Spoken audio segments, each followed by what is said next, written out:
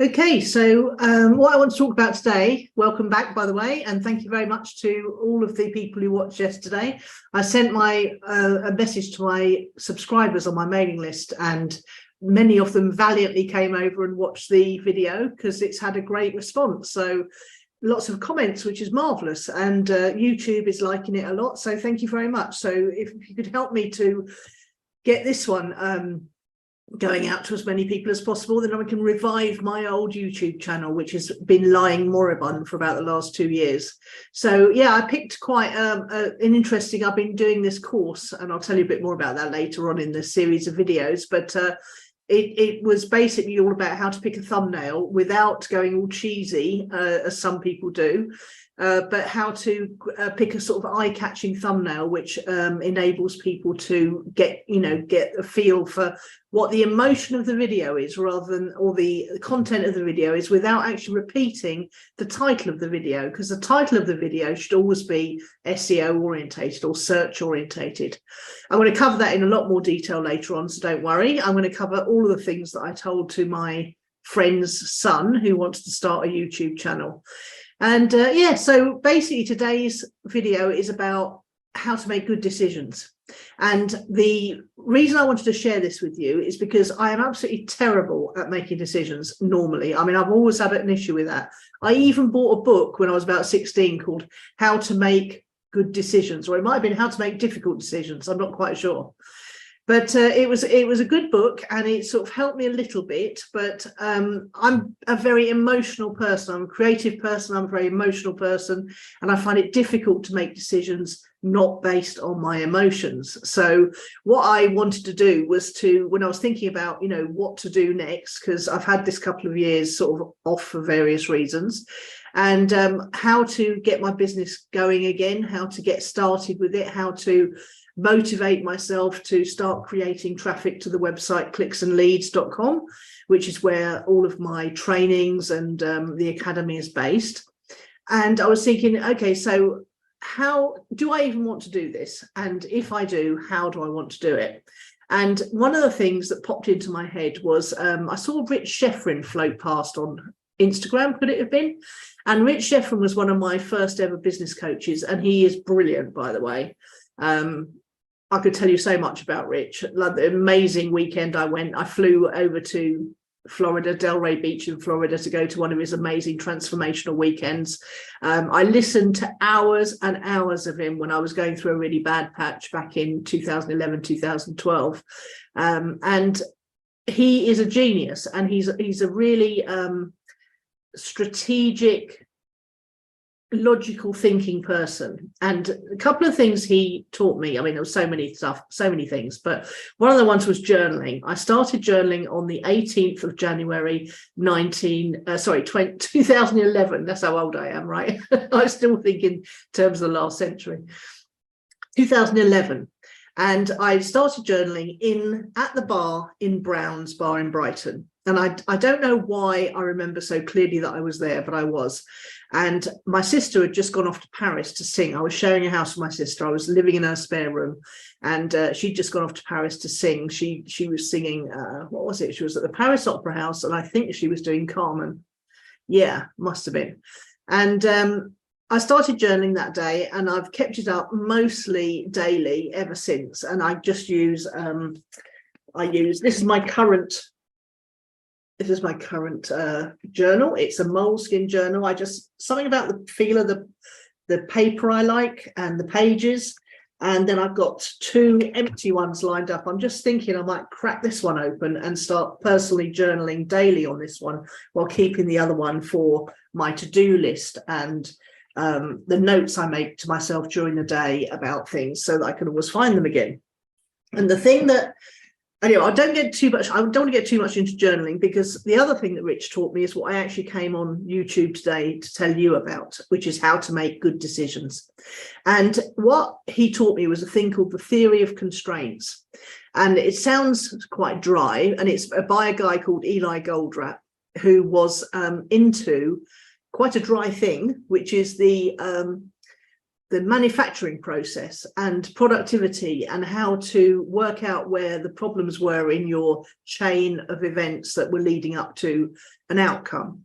And he really showed us how to problem solve with this theory of constraints. In fact, I think I might have paid rather a large sum of money to go on something like a 12 to 24 week course about the whole theory of constraints, except we didn't know it was about that because Rich very cleverly positioned it as something for entrepreneurs. And as I'm still here talking to you about it 10, 12 years later, it obviously struck home and it obviously was very useful for me. So how do you go about making good decisions with the theory of constraints? You start with 2 different or 3 different coloured post-it notes. And anyone who knows me now, there's going to be people out there like Jane and Kathy and people like that who've seen me tell this story before. And the post-it note it enables you to do the theory of constraints quite easily. So what you do is you can do it in a notepad as well, but it's just a bit easier on a wall or a window with post-it notes. So what you do is you start with your goal at the top and you write the goal in a box or on a post-it note. And then you think about the necessary prerequisites to achieve that goal. So you're actually coming at it completely differently. What do you think you need? Perhaps maximum 5 things to achieve your goal. Not necessarily even you. Take it away from you for a minute, because if you start with you, your little brain will go, but I can't do that, or I won't be able to achieve that, or that's not realistic. So let's just say, what would a successful entrepreneur have as 5 necessary prerequisites for achieving that goal? And then write them down in the boxes, 5 boxes underneath, and then think to yourself about each one in turn. Now, this is where you might want to go to a different part of the wall, a different part of the window, or a different page in your journal, and think about what the necessary conditions are for the prerequisites for your achieving your goal. So, for example, I'll give you some examples so you can picture it. So my goal is to relaunch the Clicks and Leads Academy, which is my training course, and it's got absolutely everything I know about marketing in it. And it's got, specifically, it's got the Be Everywhere online system, which has worked so well for me and for many of my clients in the past. So I want to relaunch that. Now, what are the prerequisites for me relaunching Clicks and Leads Academy successfully? They are an offer that converts. So I've got to get my offer right. And in fact, one could argue that's going to be the most important thing. And I'm going to cover that on another video in the future. So an offer that converts is essential. Authority in your niche, so people know that you know what you're talking about. Referrals and testimonials are particularly helpful, because that makes people trust you in terms of looking at your page, seeing that other people have achieved what they've achieved. I've got some fabulous testimonials, by the way. I mean, if you come to clicksandleads.com, you'll see a couple of video testimonials, and one's by a friend of mine, Neil, who keeps coming back and giving me another testimonial every time he achieves a new landmark, which is very cool of him. So you've got an offer that converts. You need a decent website. It's not as important as it used to be, but I still think that in order to have control of your sales platform and to make it as good as it can possibly be for the customer, the potential future customer who arrives at your website, better on a website than on a social media platform. But if you're new to all this, you could possibly do it with a Facebook page. You could possibly do it with Instagram. I'm not convinced though. I think the best thing is to have a nice clear page that you send people to. So an offer that converts, a good website, referrals and testimonials, so that people know that your program or your course or your book, whatever it is you're selling, does do what it says it can do. And then I've got also mentors on mine, because I really started only to get anywhere in business when I had good mentors, people who'd been where I am now, who were further down the road and who had succeeded at what I wanted to succeed at. I still buy courses. I still am going to challenges and things. So I'm still always hiring teachers if I want to learn something new. For example, how to get your YouTube channel up and running again.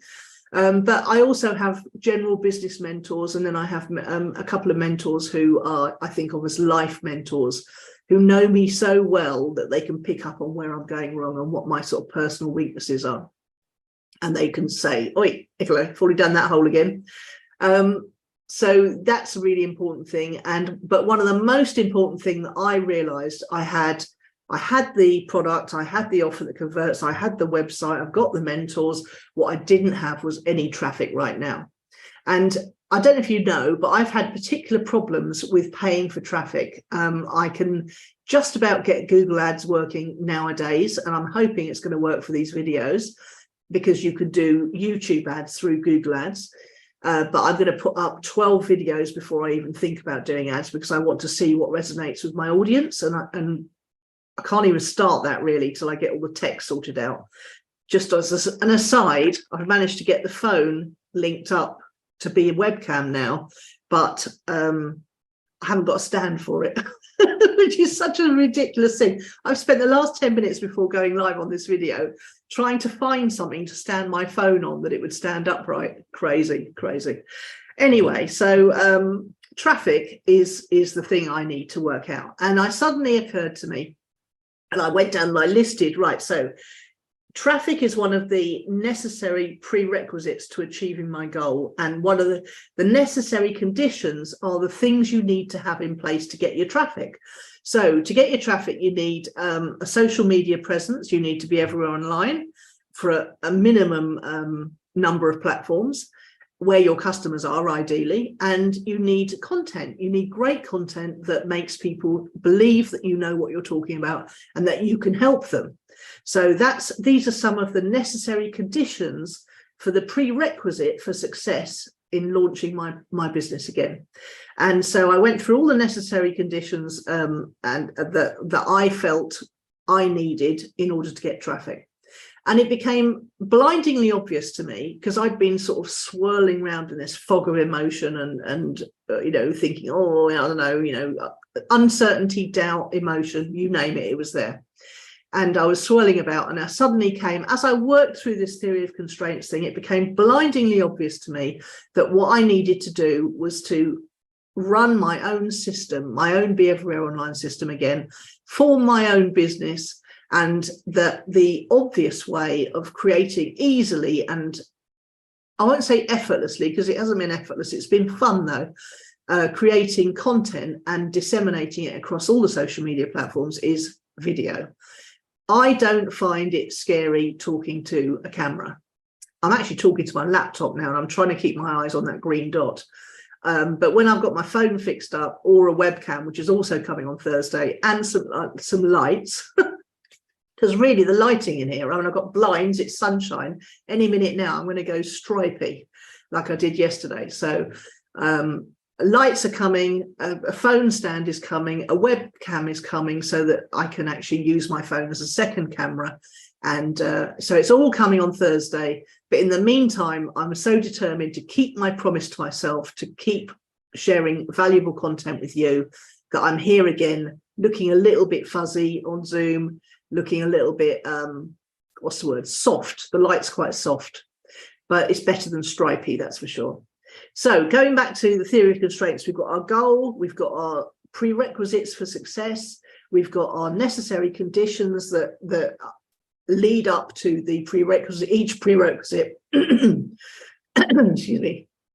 And then you look at what obstacles there are. So if I was looking down my traffic prerequisite down to the necessary conditions of making video, going live on YouTube every day to stir up my account again and create videos that give people value, then one of the obstacles to me doing that, well, there's quite a few. There's the lighting, there's the camera, there's the getting fixed up so Zoom will go live on YouTube, which took a whole afternoon figuring that one out.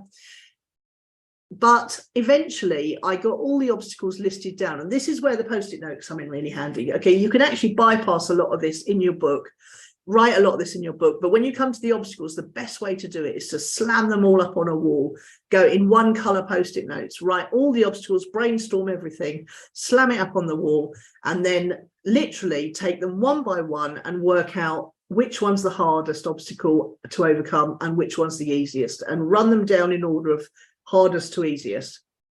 Or if you're feeling a little bit trepidatious, turn it around and do the easiest ones first. And then on another colour Post-it note, write down the exact opposite of what your obstacle is. So, for example, my obstacle is the camera on my laptop is rubbish and it's not doing a good enough job anymore. Now, the opposite of that is I have the right camera to go live on Zoom and stream it through to YouTube. I have the right lighting because that affects how the cameras perform. And I have the right stand. And I'm going to be able to do, I've got the right software. So these are the opposites to the obstacles that I was facing. And once I got clear on what the obstacles to be, doing the thing, the necessary condition that would lead to the prerequisite condition, which would lead to my goal success, I was then able to take action. So what you do is you put all the obstacles up on one side, you put the exact opposite statement of what your obstacle is on the other side. And then when you've got as many opposites as you can think of, you take all the obstacles down and throw them away. And that's a lovely, satisfactory feeling, let me tell you. And what you've got left is your actions. So I knew I had to get a camera stand for my phone. I knew I had to get lighting so that I could film at any time of day, not just when I felt like it, and the light might not be right. I knew that I had to get a webcam camera to sit on the top of my laptop because I knew that I wouldn't always want to use my phone as a camera and microphone. So I knew exactly what actions I had to take, and it all became all that fog of confusion and the emotion and the motivation and the lack of motivation because of all the obstacles that I perceived in my head. Once I'd written them down in my book and written them down on a load of Post-it notes and worked out what the actions were, I was fine. That was it. It all seemed, oh my God, it felt so good. The sense of clarity I got was amazing. And that's what I want for you. So why don't you, in the comments below, of course, first thing you've got to do is like and subscribe, like this video, subscribe to the channel if you haven't. And basically, I'll be back every single day with a little nugget of gold that I can share with you. But in the meantime, why don't you put your biggest, your goal, your just one prerequisite of success that you think, a necessary condition that you think you need to have in order to achieve the prerequisite for success, and then what perhaps one or two obstacles you perceive, and I will try and answer in the comments so that I can help you. How does that sound? In the meantime, of course, do feel free to come over to clicksandleads.com. There's a digital marketing report you can download there. There's a Facebook advertising presentation. There's all sorts of goods. You can download my book, Attract 3.0, for free. And I will try and help you as much as I can, obviously. So thank you very much for watching this video, and do give it a thumbs up because that's going to help me get my old account going again. And I'll see you tomorrow. Is it Thursday? I think it is. I might have some new kit to show you. You never know. That would be great, wouldn't it? Thanks for coming along, and thanks for watching, and I'll see you later.